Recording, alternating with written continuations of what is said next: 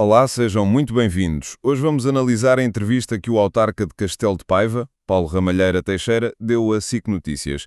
Para quem não sabe, este é o autarca que denunciou muitas vezes o mau estado da ponte entre os rios, que infelizmente veio a cair, matando 59 pessoas.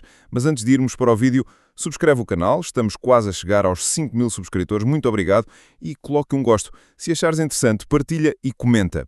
Para afastar comparações entre o descarrilamento do elevador da Glória e a queda da ponte entre os rios, Carlos Moedas afirmou que Jorge Coelho tinha informações sobre problemas de manutenção da ponte. Isso gerou e tem gerado um coro de críticas. É agora convidado da grande edição Paulo Ramalheira Teixeira, ex-presidente da Câmara de Castelo de Paiva. Está em direto dos estúdios da SIC em Matosinhos. Muito boa noite e obrigada por estar connosco. Muito boa noite. Era presidente da autarquia quando se deu a queda da ponte entre os rios. Muito se tem falado desse momento nesta última semana, mas é importante clarificar, na altura o senhor informou o gabinete de Jorge Coelho sobre as condições da ponte antes do colapso? Eu tomei posse a 7 de janeiro de 1998 como presidente da Câmara de Castelo de Paiva e desde a primeira hora defendi e exigi que se fosse feita uma nova ponte. Com a passagem do tempo fomos pedindo diversas audiências aos primeiros ministros, nunca fui recebido por nenhum ministro, até à queda da ponte, nunca fui recebido por nenhum ministro das Obras Públicas. Fui recebido por 3 secretários de Estado, a quem informei, na altura, os problemas que nos afligiam. Há um secretário de Estado que, a 5 de novembro de 1999, na Assembleia da República, perante os deputados, faz alusão à estrutura da ponte. A população e o presidente da Câmara de Castelo de Paiva faziam alusão à insegurança que sentíamos ao passar em cima da ponte, em relação ao tabuleiro. Depois da queda da ponte, viemos a saber que havia um vídeo com inspeções subaquáticas de 1986 que foi entregue na então Junta Autónoma de Estradas. Por isso, nós, enquanto autarquia, enquanto presidente da Câmara, nas 3 audiências que tive com os 3 secretários de Estado, de 1998 até 2001, e a última, recordo, foi a 18 de janeiro de 2001, nós exigíamos a construção de uma nova ponte face à insegurança que tínhamos em passar no tabuleiro. Nós não somos... E que documentos e que informações é que o senhor enviou na altura e a que organismos públicos? É desta que o Partido Socialista percebe que o Jorge Coelho tinha conhecimento e foi responsável pelas mortes na ponte entre os rios. Todos aqueles cães de fila do Partido Socialista agora vêm pedir desculpas ao Carlos Moedas. A Alexandra Leitão não tem nada a dizer. O Partido Socialista devia ter vergonha até de vir falar de Jorge Coelho e dá-lo como um exemplo. Foi o culpado por aquelas mortes e, passado 25 anos, dão-lo como o exemplo de uma pessoa íntegra e respeitadora. É uma vergonha. Eu Já falou na Junta Autónoma de Estradas? Tudo o que eu estou aqui a dizer e todos os documentos que eu tenho na minha posse foram apresentados à Procuradoria-Geral da República, onde eu estive sob inquérito durante 7 horas.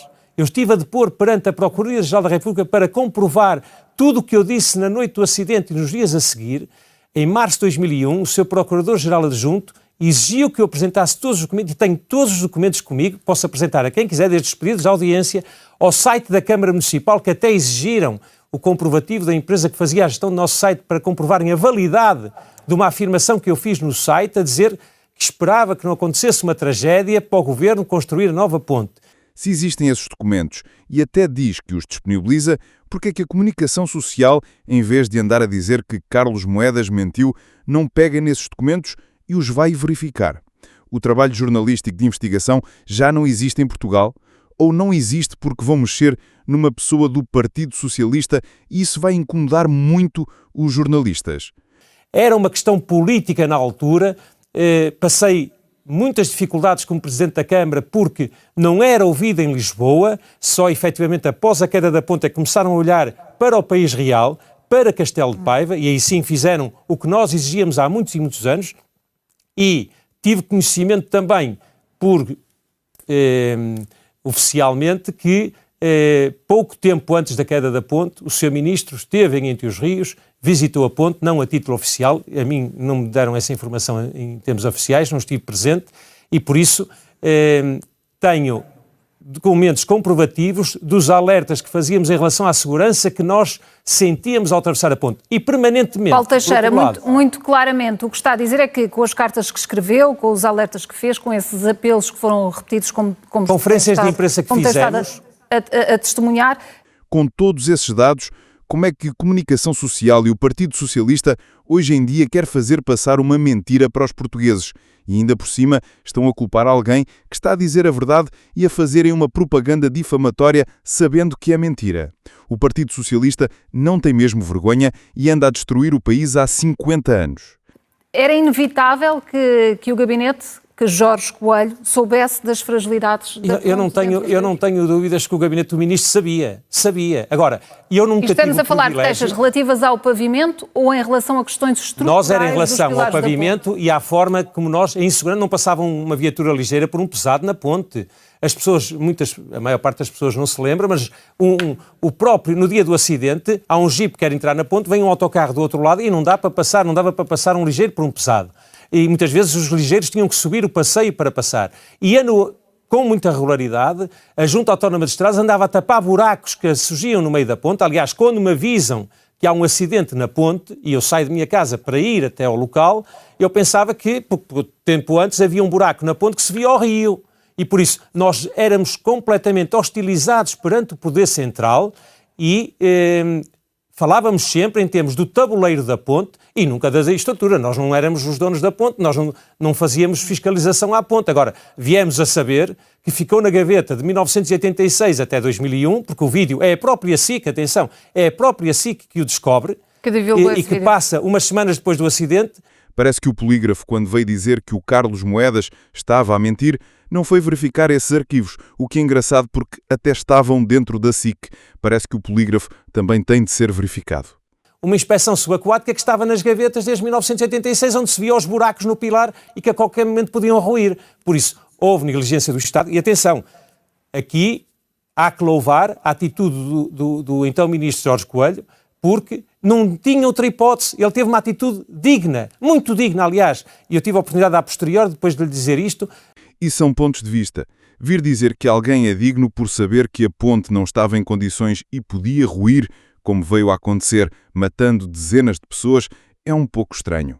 Demitindo-se, deixou de ter responsabilidade sobre os seus atos e, melhor, ficou livre para ir para a gestão de uma grande empresa, a ganhar muito mais do que aquilo que ganhava.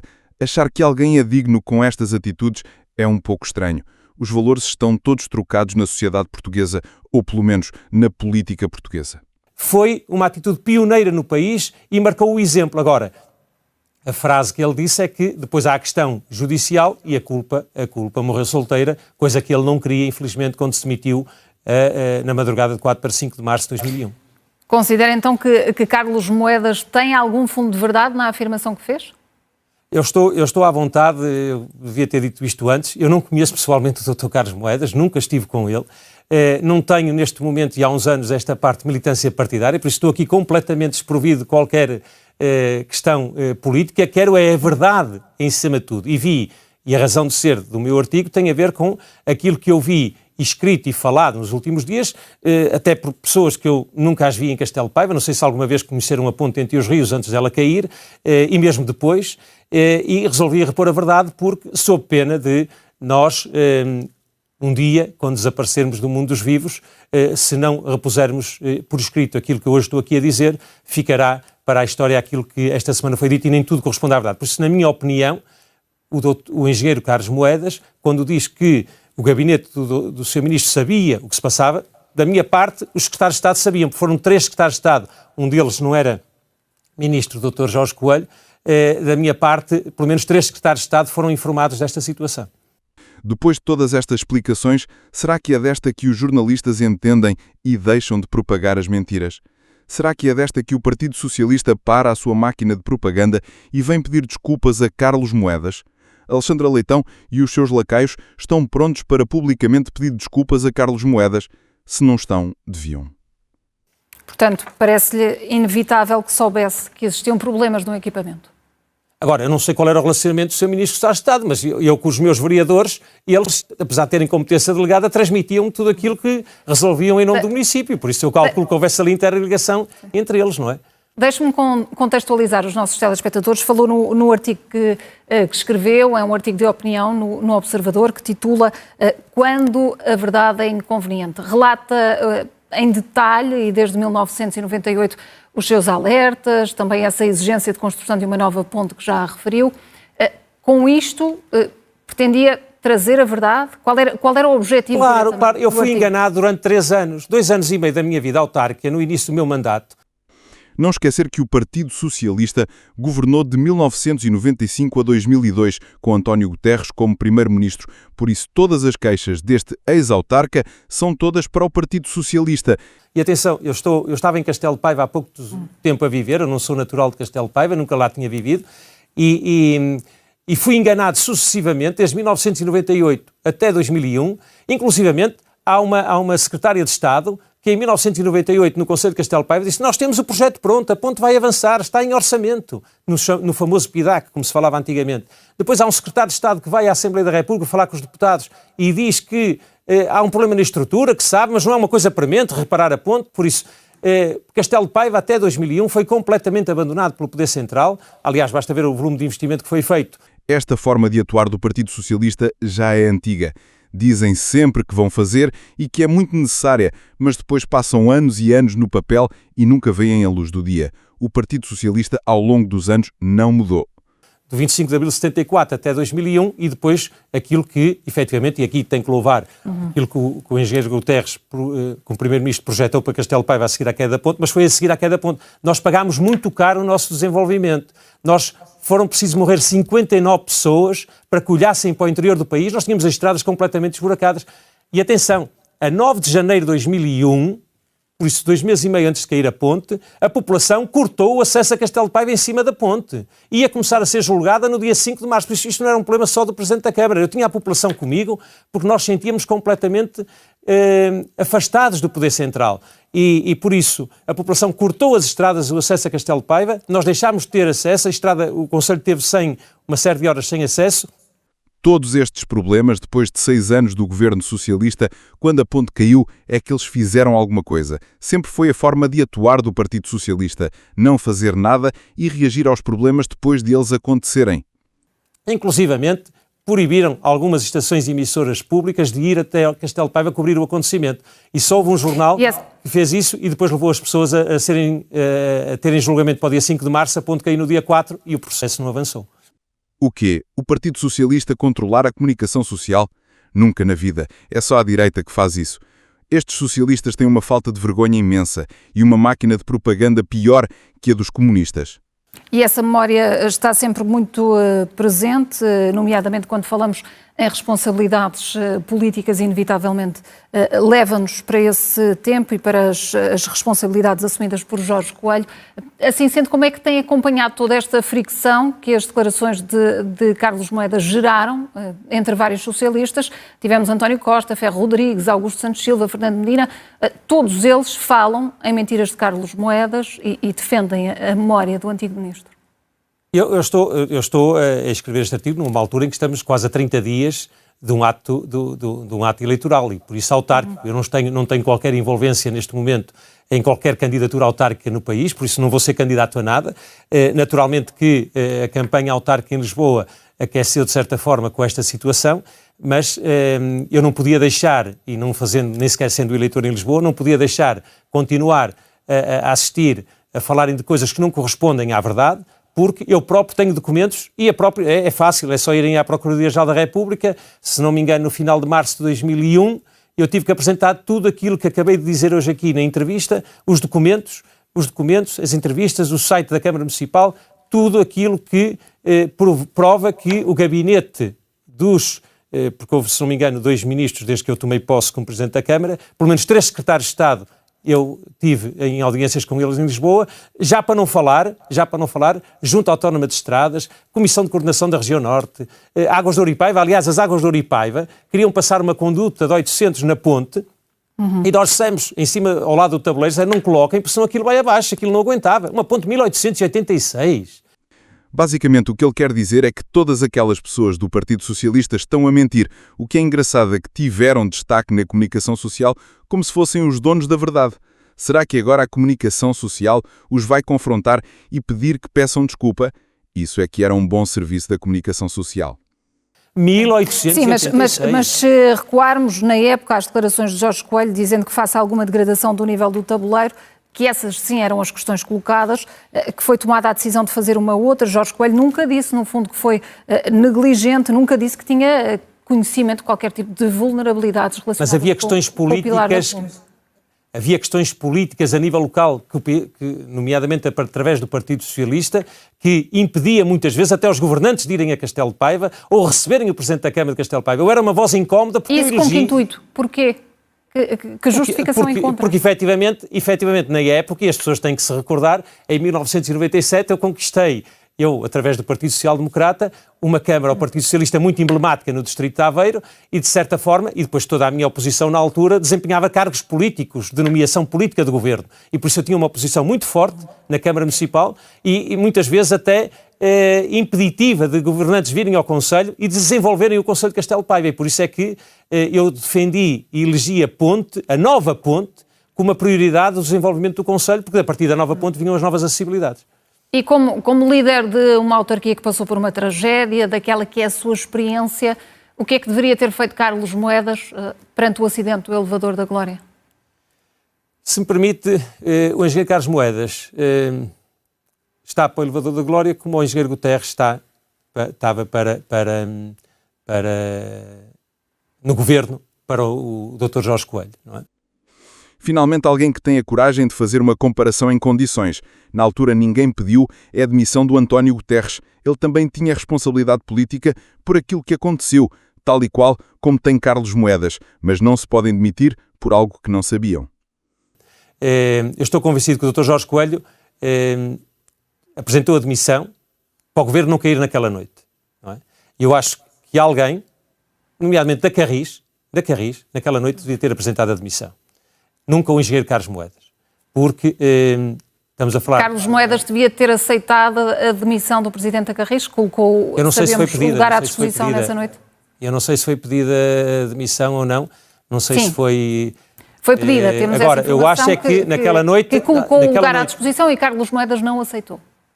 Naquela noite, e por isso a situação que se põe é que aquilo é tutela, estamos a falar de uma empresa pública ou semipública, não sei qual é o capital social da Carris. Eu estou aqui, nomeadamente, para concretizar em relação a Entre os Rios, no que respeita ao processo de Lisboa. Naturalmente que os responsáveis das Carris terão uma palavra a dizer. Uma coisa é certa, na altura, o Dr. Jorge Coelho, isto é a minha opinião pessoal, demitiu-se para o governo não cair. Portanto, aqui não considera que Carlos Moedas deveria assumir uma responsabilidade política, independentemente do que seja apurado, nem demitir-se, isso tem sido pedido? Não, nitidamente não, faça aquilo que tenho consciência do processo de Entre os Rios. Mas neste caso, eu não sei se tinha relatórios, já disse que não. Claro, no meu caso, eu tinha informações ao governo. Relativamente à sua sensibilidade como autarca, que passou também por um momento muito difícil. Acho que, na minha opinião, o Presidente da Carris devia ter apresentado a admissão na noite do acidente. E este problema estava ultrapassado. Porque depois há uma outra questão, que é a questão judicial, que se vai apurar responsabilidades. Por exemplo, o Dr. Jorge Coelho demitiu-se, mas depois, em termos sociais, olha, nem ele nem eu fomos chamados a tribunal, nem ninguém do governo. Aí está o que Carlos Moedas não quer. Quando alguém se demite, deixa de ter responsabilidade e nunca mais é responsável pelos seus atos. Jorge Coelho conseguiu seguir com a vida dele sem problema nenhum, mesmo tendo a culpa pela morte daquelas pessoas. O Presidente da Carris, se demitisse, nunca mais iria ser chamado à responsabilidade. Assim, se for provado que ele teve culpa, terá de assumir a responsabilidade. E justamente nesse sentido, apesar das responsabilidades políticas, das compensações financeiras que foram atribuídas aos familiares no plano judicial, essa investigação arrastou-se, terminou sem condenações efetivas, ninguém respondeu por isso. Teme que agora também fica uma sensação de amargo pelo que aconteceu? Eu vou dizer aqui o que disse na primeira sessão da audiência do Tribunal, quando começou o processo de Castelo de Paiva, perante as câmaras da televisão. Depende das pessoas que forem constituídas, ou entidades que forem constituídas arguídas. Em Castelo Paiva, quem foi constituído arguido, as empresas que foram constituídas arguidas, não tinham nada a ver com a queda da ponte. Nada. Por isso, quando o processo começa inquinado, quando as pessoas estão a ser julgadas não têm nada a ver com o processo vai dar em zero. Aliás, eu disse isso na primeira sessão de julgamento no exterior do tribunal, que o processo não ia dar em nada por força dos arguidos que estavam ali a ser julgados. E por isso, neste caso, é uma segunda fase do processo. A questão cível foi, como se passou em Castelo Paiva, a demissão. Aliás, a frase é, quando as coisas correm mal, tem de assumir a responsabilidade política. Esta é a frase do Dr. Jorge Coelho na madrugada de 4 para 5 de março. E neste caso, teria havido uma demissão de alguém ligado à Carris e depois judicialmente iria-se averiguar, dependendo agora do que trouxer o inquérito. Eu no processo de inquérito tive 7 horas a depor, depus perante o Procurador-Geral da República, tive que provar tudo, até o número de pessoas que passavam em cima da ponte que eu disse na noite do acidente. Passavam cerca de 1.300 pessoas. Paulo Ramalheira Teixeira, boa noite e muito obrigada por ter estado connosco. Obrigado, boa noite, obrigado. E chegamos ao fim do vídeo. Resumindo e concluindo, mais uma vez fica provado que o Partido Socialista anda a destruir o país há 50 anos. A máquina de propaganda do Partido Socialista quis passar uma imagem de Jorge Coelho que não correspondia à verdade e, ao fim de 25 anos, quis voltar a reavivar essa memória para atacar politicamente Carlos Moedas. Espero mesmo que essa jogada política sem vergonha prejudique bastante o Partido Socialista. Se gostaste do vídeo, subscreve o canal para seres notificado quando saírem novos vídeos e coloca um gosto. Se achares interessante, partilha e comenta. Fica bem e vemos no próximo vídeo.